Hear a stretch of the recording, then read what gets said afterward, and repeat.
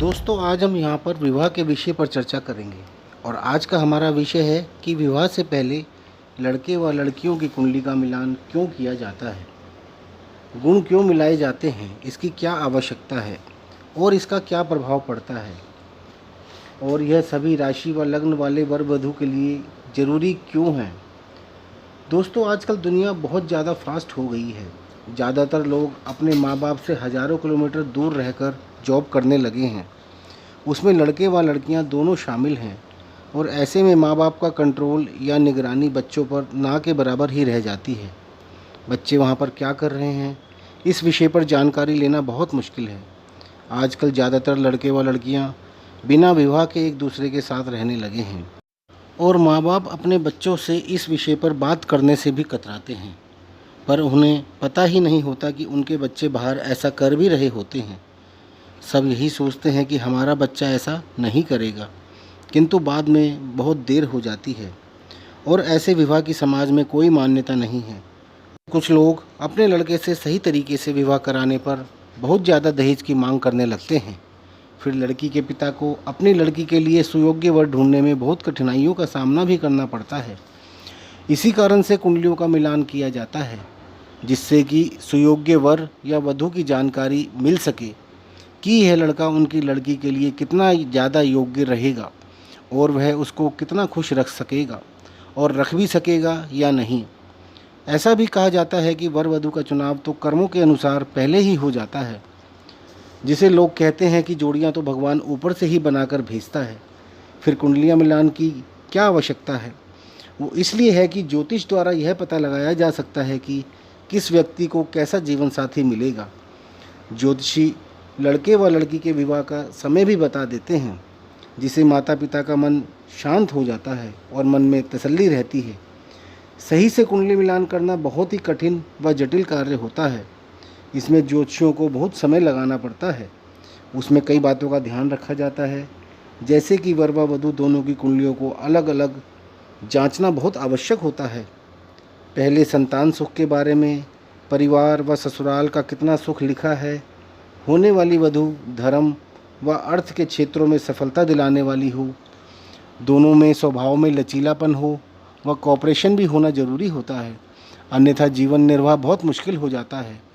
दोनों की आयु उपयुक्त होनी चाहिए, अल्पायु नहीं होनी चाहिए। दोनों का स्वास्थ्य सही हो, यानी किसी लंबी या बड़ी बीमारी का योग ना हो। इसके अलावा जो लड़के व लड़कियां अश्लेषा, मूल, ज्येष्ठा और विशाखा नक्षत्रों में उत्पन्न हुए हैं, उनके लिए कुछ बातें ध्यान देने योग्य होती हैं, जैसे कि लड़के या लड़की का जन्म यदि अंतिम 3 पदों में हुआ हो तो सास के लिए बुरा व जानलेवा भी सिद्ध हो सकता है, किंतु यदि अश्लेषा के प्रथम पद में हुआ हो तो अच्छा होता है। किसी भी नक्षत्र में कुल 4 पद होते हैं। यदि लड़के या लड़की का जन्म मूल नक्षत्र के पहले 3 पदों में हुआ हो तो ससुर की मृत्यु हो सकती है, किंतु यदि चौथे नक्षत्र में हुआ हो तो लाभकारी होता है। ज्येष्ठा नक्षत्र में पैदा होने से बड़े भाई के लिए बुरा होता है। लड़की व लड़का जो विशाखा नक्षत्र के चौथे चरण में उत्पन्न हुआ हो तो पति या पत्नी के छोटे भाई की मृत्यु हो सकती है, किंतु यदि पहले 3 पदों में हुआ हो तो शुभ फल देते हैं।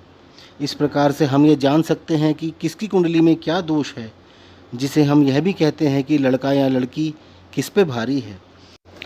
इसके अलावा दोनों की कुंडली के 1, 4, 7, 8 तथा 12वें भाव में पाप ग्रह नहीं होना चाहिए। इन भावों में पाप ग्रह वैवाहिक जीवन में बाधा डालते हैं।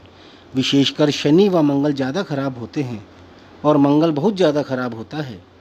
इसके अलावा दूसरे व 7वें भाव में पाप ग्रह लड़के की कुंडली में हो तो लड़की के लिए खराब है और लड़की की कुंडली में हो तो लड़के के लिए खराब है। लड़की की कुंडली में 7वें या 8वें भाव में पाप ग्रह बुरा प्रभाव डालते हैं और शुभ ग्रह लाभप्रद होते हैं। इसके अलावा और भी बहुत से योग हैं जिनका ध्यान रखा जाना बहुत आवश्यक होता है, अन्यथा विवाह के पश्चात जीवन में अशांति ही अशांति रहती है। विवाह के उपरांत परिवार में मिलने वाला आनंद खत्म हो जाता है। इसलिए किसी भी वर वधू की अलग अलग सभी बातों का अच्छे से विश्लेषण करने के बाद कुंडली मिलान भी आवश्यक होता है, जिसे हम अष्टकूट मिलान भी कहते हैं, जिसे जन्म नक्षत्र से देखा जाता है। इसके अनुसार कुल 36 गुण होते हैं, जिनमें से यदि 27 गुण मिलते हैं तो विवाह उत्तम माना जाता है और यदि 25 गुण मिलते हैं तो विवाह अच्छा माना जाता है और यदि कम से कम 18 गुण मिलते हैं तो विवाह कर सकते हैं। इन 36 गुणों में सबसे पहले वर्ण मिलान होता है जिसका एक बिंदु होता है और इसके 4 भाग होते हैं। दूसरा वश्य मिलान होता है जिसके 2 पॉइंट होते हैं जिसमें हम राशियों का मिलान करते हैं। तीसरा मिलान तारा मिलान होता है जिसमें हम 7 तारे देखते हैं। चौथा मिलान योनि का मिलान होता है जिसके 4 पॉइंट होते हैं। पांचवा मिलान मैत्री मिलान होता है जिसके 5 पॉइंट होते हैं। और फिर गण मिलान होता है जिसे वर वधू के गण देखे जाते हैं कि वह देवगण है, मनुष्यगण है या राक्षस गण है, इसके 6 पॉइंट होते हैं। उसके बाद भकुट मिलान होता है जिसके 7 पॉइंट होते हैं और लास्ट होता है नाड़ी मिलान जिसके 8 पॉइंट होते हैं। इस प्रकार कुल मिलाकर 36 पॉइंट होते हैं जिसे हम वर वधू की कुंडली का मिलान करते हैं। इसे हम गुण मिलान भी कहते हैं। इसके अलावा एक और होता है भाव मिलान। विवाह से संबंधित भाव में यदि एक की कुंडली में अशुभ ग्रह हो तो दूसरे की कुंडली में भी यदि अशुभ ग्रह आ जाएं तो वह शुभ हो जाता है। इस योग को हम 3 प्रकार से देख सकते हैं। जैसे वर या वधू में से किसी एक के अष्टम भाव में अशुभ ग्रह हैं तो दूसरे के भी अष्टम भाव में अशुभ ग्रह होना चाहिए। यानी कि यदि दोनों में से किसी एक की कुंडली में किसी भाव में यदि अशुभ ग्रह है तो दूसरे की कुंडली में भी उसी भाव में अशुभ ग्रह होना चाहिए। इसके अलावा एक की कुंडली के किसी भाव में यदि अशुभ ग्रह है तो दूसरे के ठीक सामने यानी 7वें भाव में अशुभ ग्रह होना चाहिए। जैसे एक की कुंडली में यदि दूसरे भाव में है तो दूसरे की कुंडली में अष्टम भाव में होना चाहिए। इस प्रकार से कई तरीक़ों से कुंडली के अशुभ प्रभाव नष्ट हो जाते हैं जिसे हम भाव मिलान कहते हैं। इसके अलावा मंगल दोष देखा जाता है जिसकी चर्चा हम पहले के वीडियोज़ में कर चुके हैं। इसके अलावा एक और महत्वपूर्ण विषय है और वह है दशा। वर वधू दोनों की कुंडली में दशा देखिए कि आने वाली समय में उनकी किन ग्रहों की दशा आ रही है। ऐसे ग्रह जो कि कुंडली में निर्बल हो, पीड़ित हो और उनका संबंध सप्तम भाव से हो रहा हो तो उनकी दशा शुभ नहीं मानी जाती, क्योंकि सप्तम भाव ही हमारी कुंडली में वो भाव है जिससे हम अपने जीवन साथी का चुनाव करते हैं। लगन कुंडली के अलावा नवमांश कुंडली में भी इसका विश्लेषण अवश्य करना चाहिए। इसके अलावा एक और योग होता है और वो है विष कन्या योग। ऐसा कहा जाता है कि जिस कन्या की कुंडली में यह योग होता है वह वंश का नाश कर देती है। हालांकि आजकल इसका महत्व नहीं रह गया है। पहले के समय में कई लोग कुंभ विवाह, पीपल विवाह करके इसका उपाय कर लेते थे और कुछ लोग आज भी ऐसा करते हैं।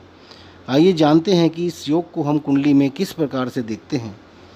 यदि किसी कन्या की कुंडली में जन्म के समय द्वितीया तिथि, दिन रविवार और नक्षत्र अश्लेषा होगा तो यह विष कन्या योग होगा, यानी कि ये तीनों एक साथ होने चाहिए।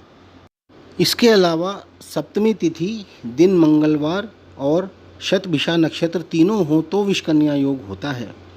इसके अलावा द्वादशी तिथि, दिन शनिवार और कृतिका नक्षत्र हो तो विष कन्या योग होता है। इसके अलावा यदि लग्न में एक शुभ ग्रह है और एक अशुभ ग्रह है और छठे भाव में 2 पाप ग्रह हो या अशुभ ग्रह हो तो विष कन्या योग होता है। इसे विष संज्ञक योग भी कहते हैं।